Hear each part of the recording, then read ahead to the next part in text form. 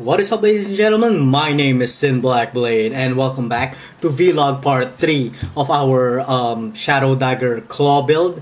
And of course, as you can see in the video above, I've started to progress through the game by, of course, killing Brutus and Merveil.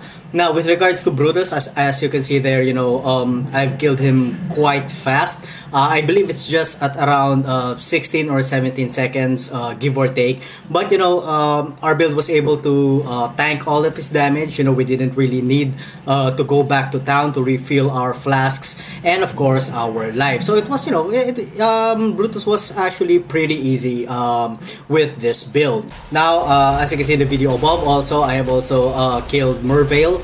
And when it comes to Merveil, she was actually, pretty easy. I didn't really need to go back to town to refill my flasks. And of course, my life. And of course, as you can see there, I think I've only killed her for around 49 seconds. So that's actually pretty fast. And yeah, considering that, of course, this is already the merciless difficulty, and I was able to take her down quite well, and of course quite fast. Now also, I have proceeded to defeat the 3 bandits of Act 2, particularly as you can see in the video above, that is of course Alira. I wasn't paying any much attention to all of his minions. I was really going straight for her, and she didn't really pose that much of a problem to our build. She was actually pretty easy, and I didn't really need to go back to town, or I didn't die. And of course, I could say the same thing with Crichton. As you can see there, I didn't really care whether his minions was hitting me. Our build was able to tank almost all of the damage, thanks of course to our claw, which gives us life leech, therefore increasing our survivability. Now, when it came to Oak, I was actually, he was actually pretty hard. Although, I didn't die, and I really needed to dispose of his minions first before I killed him, because he was, he was pretty tanky, and he was dealing a lot of damage. And of course, one of the problems with this build, since we are not a blood magic type build, is of course the mana. As you can see there, I think I ran out of mana quite fast.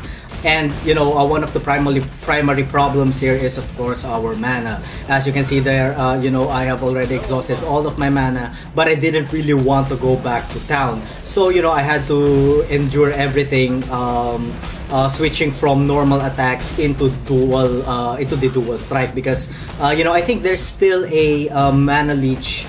Or I think the mana leech is still effective even though you are doing normal strikes. And of course, when you mana leech, that's the only time that you can activate your dual strike. But he wasn't really that bad. When you get to him, you have to really make sure that you have enough mana, or you have a little bit of mana leech. Now let's go into the build proper. Alright, so we have progressed really fairly with our build. As you can see, we have started to get almost all of the life nodes necessary over here, the thick skin. And of course, we have gotten some life nodes over here. And what else? I've gotten the 12% maximum life over here. And of course, I've started to go up and proceeded to get the bloodthirst. Now, after we get a few more levels higher, the next step is of course to get the Throat Seeker, so that once your critical hit chance activates, you will have a lot of critical strike multiplier. And then of course, after I get all of the critical strike multiplier nodes over here, I'm planning to get some more life nodes over here. But that still depends. I've already reached the 3,000 mark, but I really plan to push this to around 4,000. Now, if I do reach 4,000 and I haven't really taken this Written of Blood life skill node, I'd probably go ahead and take some more critical strike chance over here. And of course, I am also thinking of getting the, where is it? I'm also thinking of getting the berserking because, as you will see later, we are attacking. Well, not that slow, but still slow in some manner. And of course, one more node to take into consideration is of course weapon artistry, which of course increases your melee physical damage and adds plus 20 dexterity, and of course an additional 4% to chance to block when you are dual wielding. And of course also I probably would want to take this finesse, aside from getting the plus 8% increased attack speed. We are adding a 20% increased accuracy rating, and of course plus 20 in our dexterity. But of course, it really all depends on where will we be at when we reach at around level 75. Now, as far as gear goes, I've been finally able to equip the Helion Spa. This is really a very good claw. If you guys are doing a dual wield build, or if you're following my build, you better get your hands on this claw. This claw is such an amazing weapon because of the instant life leech that you get from its hit. And then of course the dagger, I'm still using the might flay knife because I haven't really found any dagger that could surpass this when it comes to damage. And so the rest of the gear is still the same. I haven't really changed it. The flask I've changed a little bit. As you can see, this flask over here increases 22% of additional elemental resistance during the flask effect. That is of course because of as you can see there, our fire resistance is really low, and our cold resistance is short by 1. And of course our chaos resistance, we are not doing well because of the minus 60%, which of course brings me to another topic that I think we should take, the clear mind. That is to have plus 16 additional chaos resistance. And of course there is a new node over here which of course increases chaos resistance and adds of course chaos damage. We get 5% over here, another 7% over here, another 7% over there, and of course, so I guess that's it. The rest is just an additional chaos damage. But of course, if you are, if you do have a if you do want to add an added chaos damage, then I guess you could take the other succeeding nodes. But that is of course entirely up to you. So what else? So aside from that, the next flask is of course saturated sanctified flask. That is of course to just increase the amount of life recovered. And then of course we have the quicksilver, and then we have the granite flask, and of course we have the sanctified mana flask. Now on my dual strike, what is of course attached there is multi-strike, some melee splash, some increased critical strike. Of course we are doing a critical hit build, and of course critical hit damage. And for the armor, of course what is in there is the plus life, and then 2 high resistance. If you could get a 3 resistance, that would be better. Yes, and probably higher life, or higher armor, or higher evasion rating. So I think I've discussed almost everything. In my previous video, I already discussed what is attached on my CWDT, Enduring Cry, Blood Rage, and Molten Shell. And of course on the other one is Enfeeble, a Molten Shell, and another Enduring Cry. And speaking about Enduring Cry, you guys may want to also take into consideration on getting another endurance charge. That is of course will be entirely up to you, or on the situation where you're in. Alright, so enough about that. Let's get into some juicy gameplay. Oh, by the way, we are now at level 65, and our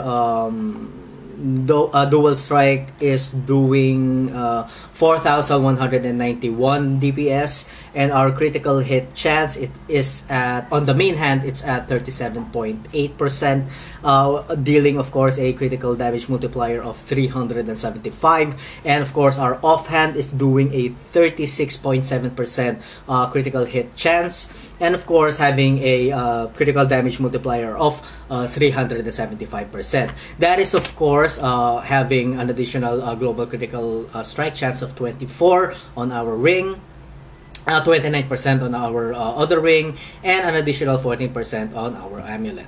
If you could get higher, higher rolls, then go ahead and do it. Since of course we are doing a critical hit strike build, and of course don't forget that with critical hit chance, make sure that you have an additional life, and or if possible have 2 more resistances, or even 1, just a little bit more resistance, and some more life. I kind of like this amulet right here, and of course kind of like this ring right here, but not quite on this ring right here, because we don't have life.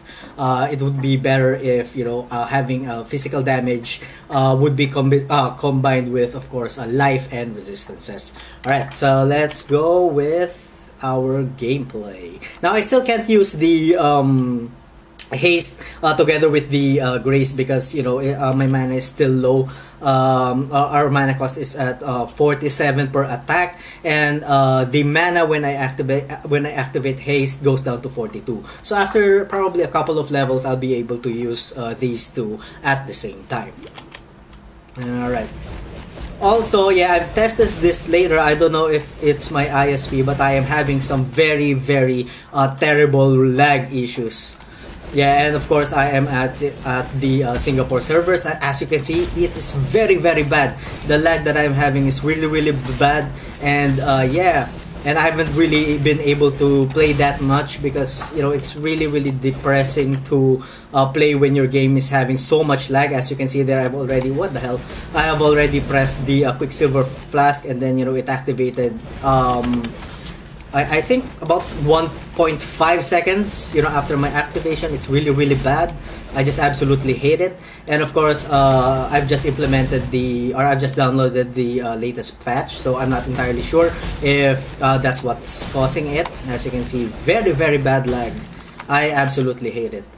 So yeah, I hope we can come across some a unique creature, a unique enemy, or an elite pack. See? Very bad lag. I really hate it, and I do apologize in advance if I do die. Yeah, it's just pretty much worse. But as you can see, the hold on.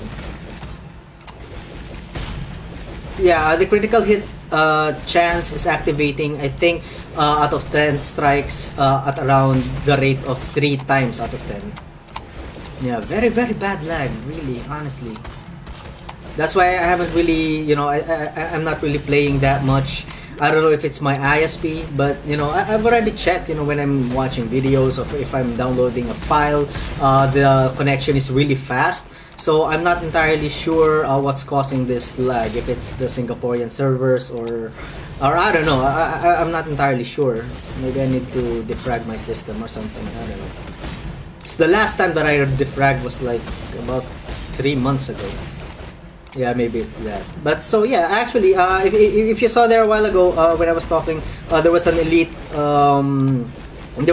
creature, and we put him down really fast. And we're putting down, minus the lag, we are putting down mobs real quick with this build. Oh, come on, lag! I hate lag. All right. Okay, let's just finish off another set of mobs here. If we can see some. Alright, here we go.